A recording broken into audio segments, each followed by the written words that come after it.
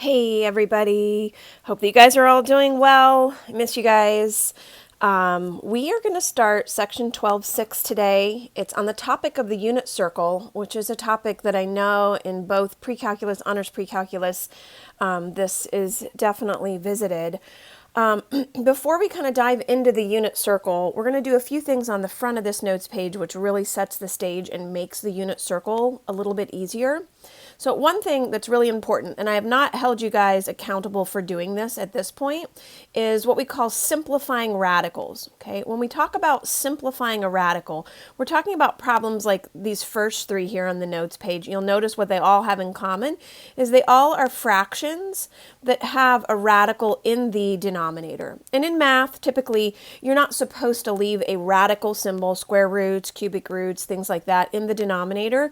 You would want to get rid of those. And so I real quick just want to review with you how you get rid of a square root in the denominator. I wrote on here, what you're going to do is you're going to multiply the denominator and the numerator of your fraction by the radical that's in the denominator. So for example, in number 1, we have a square root of 2 in the denominator. If we want to get rid of a square root of 2 in the denominator, it would stand to reason that if you multiplied it times itself, a square root of 2 times a square root of 2 would give you square root of 4, which then becomes just the number 2, and you can see how there's no radical there. Okay, but whatever you're going to multiply the denominator by, you have to also multiply both the denominator and the numerator by that exact same thing. So then we just multiply across the top 1 times the square root of 2.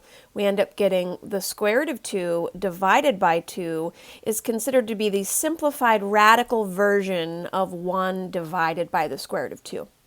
And I know up until now we've done the right triangle trig, and I haven't really made you guys simplify your radicals, but we are going to start doing that now in the unit circle. Okay, so let's look at one other one here. To simplify the fraction 2 divided by the square root of 3, we're going to multiply the denominator by the square root of 3. That would give you the square root of 9, which then turns into a 3. We multiply the numerator by that same thing. Now in this case, since this 2 is not underneath a radical, then when we multiply these numerators together, you just kind of smush them together there and write this as 2 square root of 3 divided by 3. You should note these 3's cannot be canceled because one of them is under a radical and one is not. Okay, and you can see I did a third one there already filled in for you there, number 3. Okay, a huge part of the unit circle revolves around this idea of special right triangles. And this was like the very last thing that we had discussed the last time we saw each other. We were reviewing the 45, 45, 90 triangles, the 30, 60, 90 triangles. We said on a 45, 45, 90 triangle, the two legs are the same length. And to get the hypotenuse, you take the length of one leg times the square root of 2. That gives you the hypotenuse. In a 30, 60, 90 triangle, we always have a short leg that's opposite the 30-degree angle. We have a long leg opposite the 60-degree angle. We said the short leg is really the most crucial leg. You double the short leg to get the hypotenuse. You multiply the short leg by radical 3 to get the long leg, okay? Now, the reason we're revisiting this, you'll see how this is important here on the next page. What we're going to practice here in just these next few examples is we're going to take a look at how could you take the one side you're given and use it to fill in the other two sides. And I went ahead and already filled in number 1 for you. I want to focus on numbers 2 and 3 here, though. You'll notice in number 2, this is obviously a 45, 45, 90 triangle because they have little tick marks on those angles showing those have to be equal to each other. But what you're given is you're given that the hypotenuse is 1. Okay, so we're now needing to try to work backwards. If we know the hypotenuse in a 45, 45, 90 triangle, and I want to get the leg, I would need to divide this hypotenuse by the square root of 2. I'm going to write that here off to the side, 1 divided by the square root of 2, because if I'm working with the unit circle, which is where we're headed, I don't actually want to leave my answer with a square root in the denominator. I'm going to get rid of that square root from the denominator, and I'm going to label this as square root of 2 over 2 and square root of 2 over 2. Okay, let's take a look at a 30, 60, 90 triangle real quick. On this one, you can see we're again given the hypotenuse is 1. Okay, if this up here is the 60-degree angle, that means this one down here is the 30-degree angle. That tells me that this vertical leg is my short leg. Okay, if you think back up here to our formula, it's the short leg, that's most important. So if I know that the hypotenuse is 1, and I want to get the short leg, I know the short leg times 2 is the hypotenuse, then I would need to take the hypotenuse and divide it by 2. That would give me the short leg. So in this example, the short leg is 1/2. Okay, then I'm going to take my short leg, now that I know that it's 1/2, and I'm going to multiply it by radical 3. That will give me the long leg. So it's going to look something like this. Notice I am not using the calculator. We do not want to write these as decimals ever with the unit circle. Okay, we're leaving everything as fractions and simplified radicals. That's how I get the long leg to be square root of 3 over 2. The challenge with the unit circle is you're going to be given all of these points. And the task is going to be to come up with the coordinate of the point. And what you're going to find yourself doing is you're going to be constructing these triangles that kind of have an angle connected right at the origin like we have been doing. Okay, and you'll notice in this picture with this green triangle, and we're assuming this is a right triangle, of course, here. If I wanted to know the coordinates of this red point here, okay, we would get to that red point by traveling 3 units to the left and 2 units up. And so essentially the legs of my right triangle comprise what the coordinates are for my point. Okay, please note that the horizontal leg is my x coordinate and the vertical leg ends up being my y coordinate. Now, how's this actually going to look in the unit circle? Well, again, you're going to be tasked with trying to get the coordinate of a point. Okay, now you're not really going to see a triangle per se, but you certainly could make it visible if you drop down a vertical line to the x-axis. But what you're going to be given is you're going to be given this angle in here is 30 degrees, and then you're going to be told that the hypotenuse is 1. Now, that's really similar to this example here, where it was a 30, 60, 90 triangle, and we started out knowing that the hypotenuse was 1. Okay, we always want to go backwards and try to find that short leg first. In this example, the short leg would be the vertical leg. I'm going to take my hypotenuse of 1 and I'm going to divide it by 2. That will give me the short leg. So that's how I'm getting the short leg to be 1/2. Okay, once I know that the short leg is 1/2, I'm going to take the short leg times the square root of 3. Okay, I'm not doing this on the calculator though, and that gives me the long leg. I'm going to add this to the picture, square root of 3 over 2. Okay.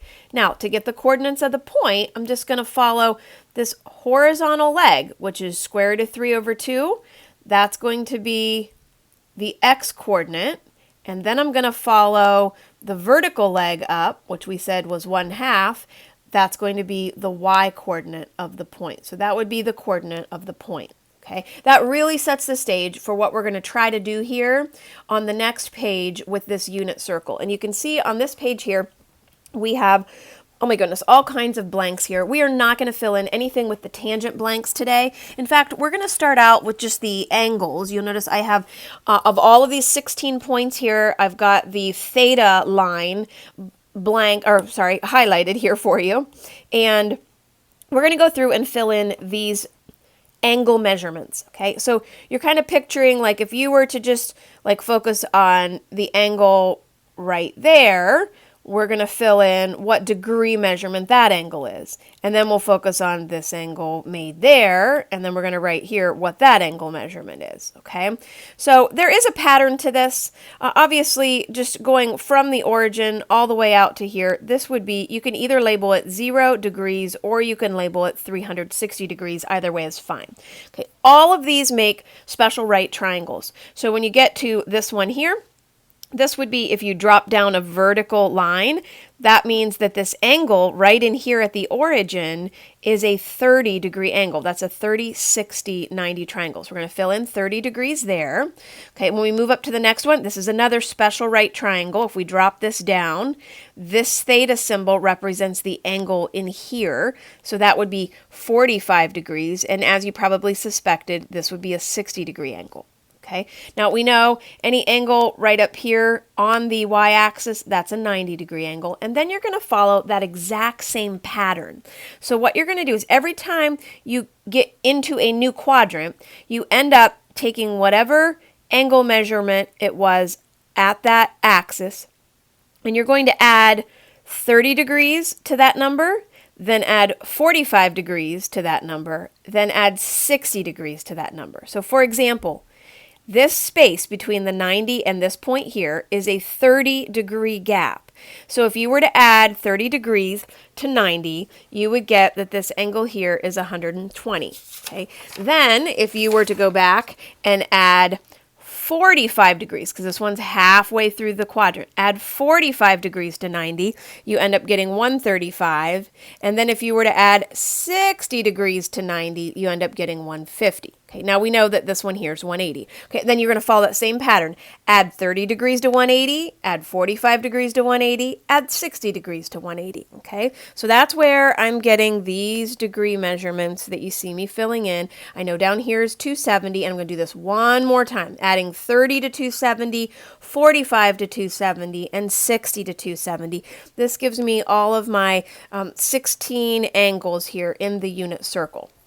Okay, we're going to focus right now on just seeing if we can find the coordinates of all 16 of these points. And here is the most crucial piece to why this is called the unit circle. The radius of your unit circle is exactly 1 unit. Okay, so if you picture anytime you go from the center out to any of these points, all of those radii that are drawn here, they're all 1 unit in length. So we're going to fill in the easiest ones first. That would be at the 0, 90, 180, and 270 mark. If you start out from the middle and you go out 1 unit, because this is the radius right here, that's 1 unit, that means that you are at the point 1, 0.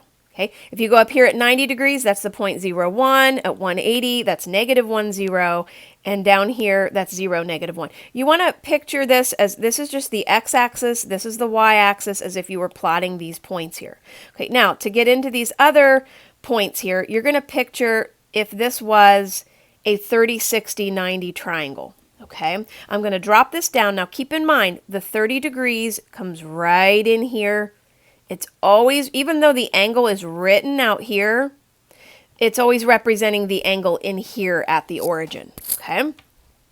Now, think about which of the 3 sides do we know the length of? Well, look at this up here. It says the radius of the unit circle is 1 unit.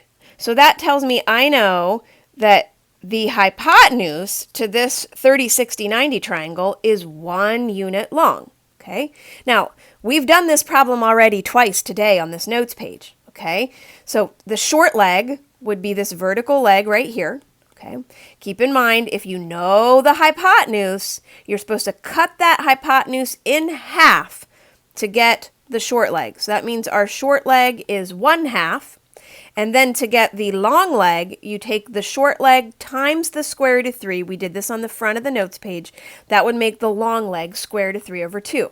Okay. Once you have your legs, the horizontal leg is always the x-coordinate and the vertical leg is always the y-coordinate. So then you would fill in that the x-coordinate is square root of 3 over 2. The y-coordinate is 1/2. Okay. This is going to end up taking a little bit of a second video that I'm going to have to make here for you guys. But we'll be able to fill the rest of this in quickly. We'll just need the second video so that I can show you how to use this unit circle to then answer like the questions on the homework. Okay. Now, just one last thing with this, and then we'll jump to the other video here. Once you have this point right here at the 30 degrees, and you know you went to the right square root of 3 over 2 and up 1/2, I want you to picture taking this right triangle here, the 30, 60, 90 triangle, if you reflected it across the y-axis, it would land right over here so that this point is right on top of this point here, okay? That means this horizontal leg is the exact same length as this horizontal leg, and this vertical leg is exactly the same as that. The only minor adjustment that needs to be made is if you're on the negative side of the x-axis, then you need to fill in that that is negative square root of 3 over 2. And if you're on the, still we're on the positive side of the y-axis, so we're going to keep that 1/2. So these points are basically the same, only this part is negative.